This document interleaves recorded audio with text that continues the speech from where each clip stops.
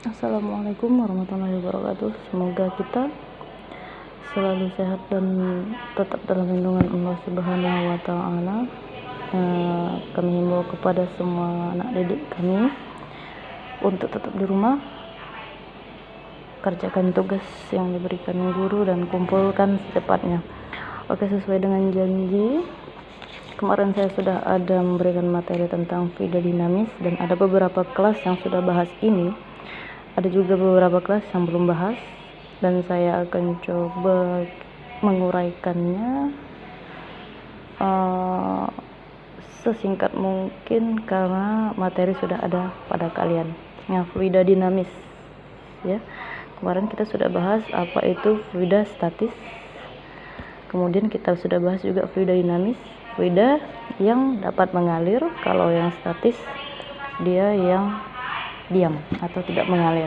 Nah, untuk syarat-syaratnya kalian sudah bisa baca, sifat-sifatnya ada, baru kemudian sifat fluidanya juga ada kompresibel, tak lunak, kental, dan aliran turbulen. Kalian juga bisa sudah bacanya.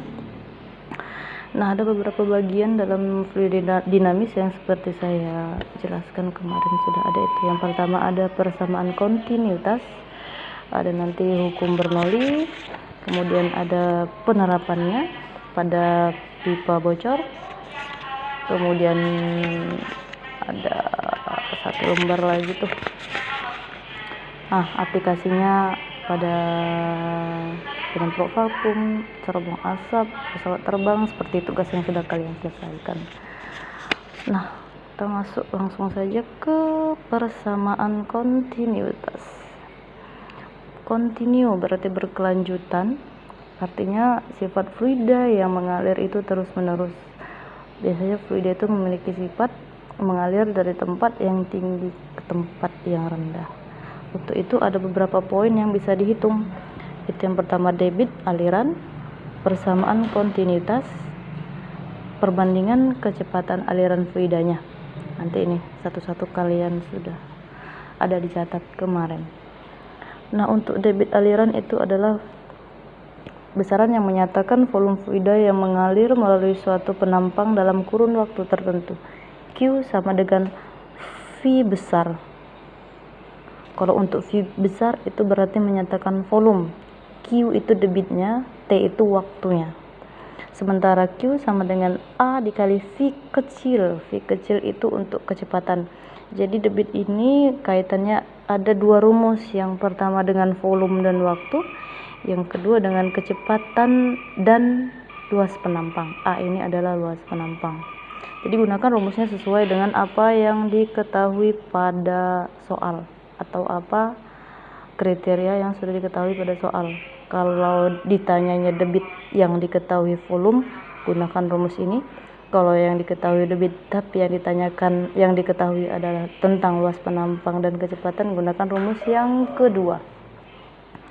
Nah, masing-masing rumus ini kita bisa transfer menjadi beberapa rumus. Q sama dengan V per T. Ini kalau yang ditanya Q tapi hubungannya dengan volume, berarti ada dua kategori rumus lagi. Jika yang ditanya volumenya, maka rumusnya akan menjadi Q dikali T. Jika yang ditanya waktunya, maka rumusnya volume dibagi debitnya. Berarti ada rumus 1, rumus 2, rumus 3. Satu lagi, ada rumus 4. Rumus keempat juga ini ditransfer menjadi 2. Berarti kalau yang ditanya Q kaitannya dengan luas penampang dan kecepatan, maka gunakan rumus yang keempat. Kalau yang ditanya luas penampang, maka rumusnya menjadi debit dibagi kecepatan.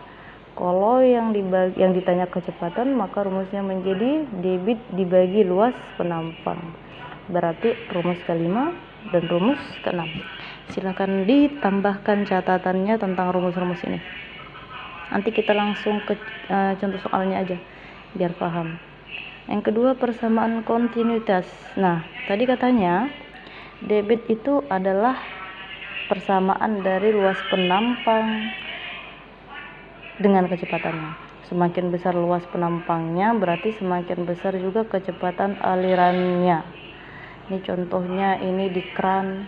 kemudian di sungai, ya kan, kemudian di mana lagi, pokoknya jenis-jenis fluida atau zat cair yang mengalir. Nah,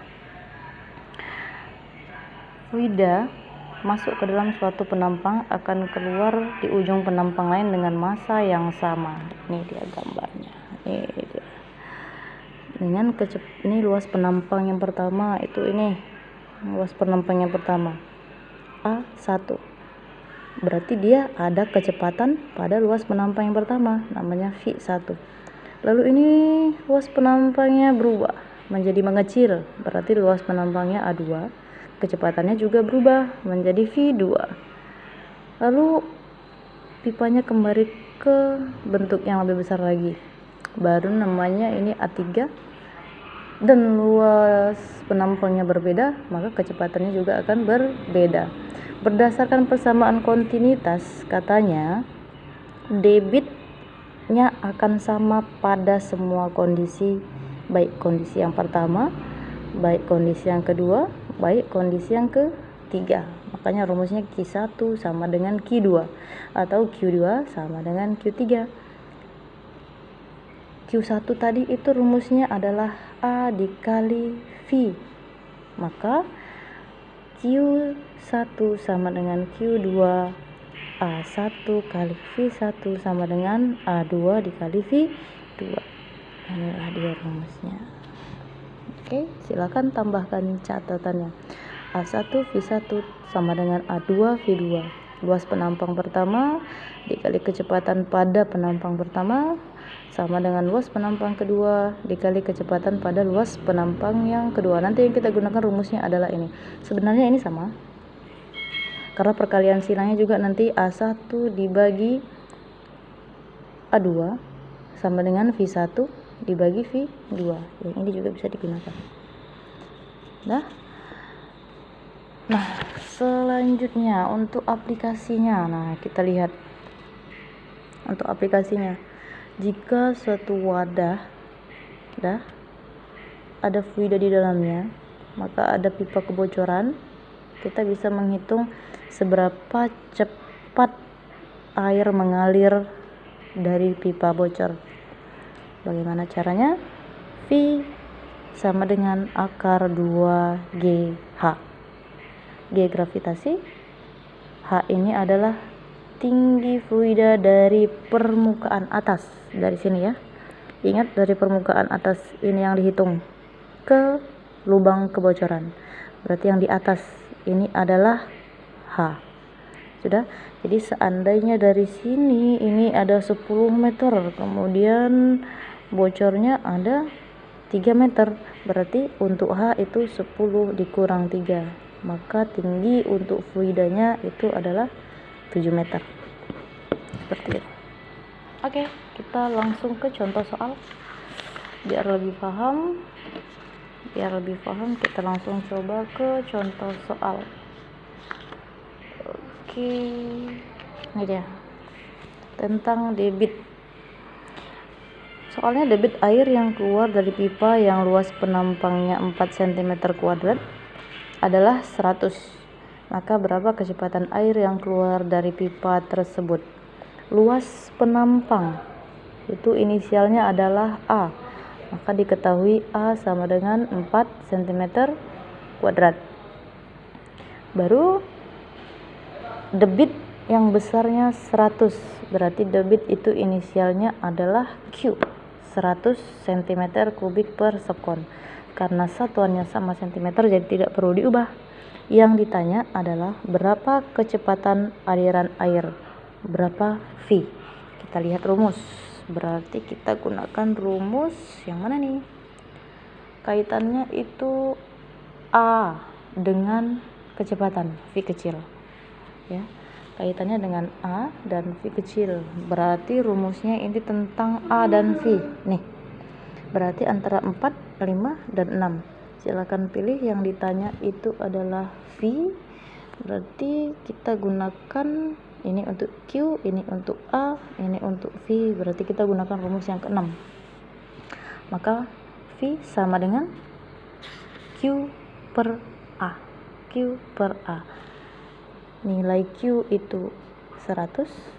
A itu 4, 100 dibagi 4, 25 meter per sekon. Selesai. Ini untuk debit. Jadi silahkan pilih sesuai dengan rumus yang ada. Oke, lanjut. Saya rasa kalau debit itu gampang soalnya.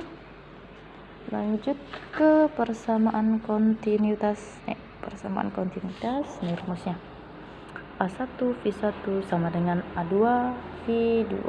A1 V1 sama dengan A2 V2. Kita kerjakan soalnya ini ya.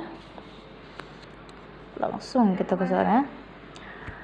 Nih, kita kasih contoh. Sebuah pipa dengan diameter 12 cm, ujungnya menyempit menjadi 8 cm. Jika kecepatan aliran di bagian pipa berdiameter besar adalah 10, maka kecepatan aliran yang ujungnya kecil adalah, kita buat ilustrasi gambarnya. Kalau mau gampang, buat ilustrasi gambarnya. Yang pertama katanya 12 cm, yang kedua katanya 8 cm luas penampangnya. Ya kan? Luas penampang. Kita sepakati yang besar itu adalah A1, yang kecil itu adalah A2. 12 dengan 8 itu lebih besar A2.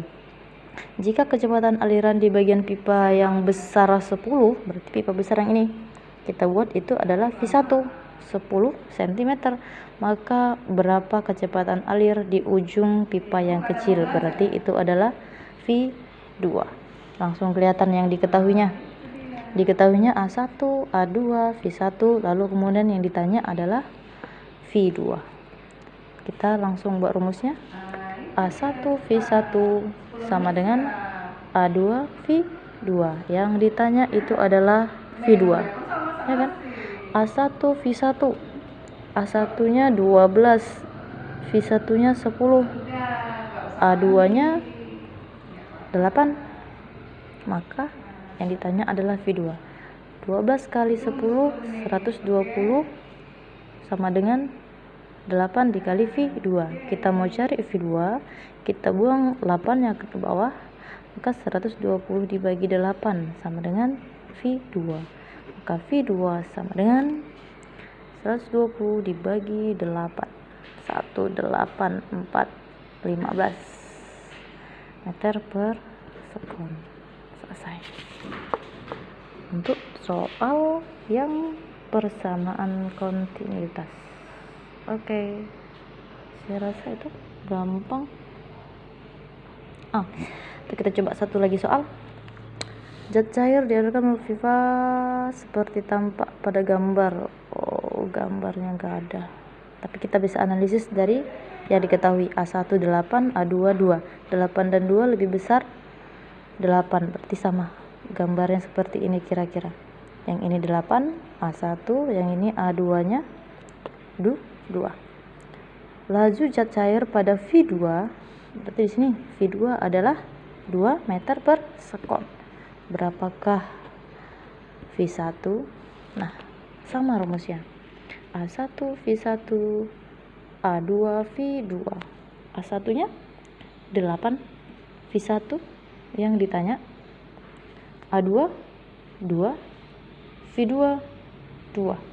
V1 sama dengan 8-nya tetap karena dia berurut ke bawah, yang bisa dikalikan itu adalah 2 kali 2 sama dengan 4. Maka V1 sama dengan, biar V1-nya sendirian, 8-nya buang ke bawah, berarti 4 dibagi 8, 0,5 meter per sekon. Selesai. Jadi seperti itu caranya. Oke.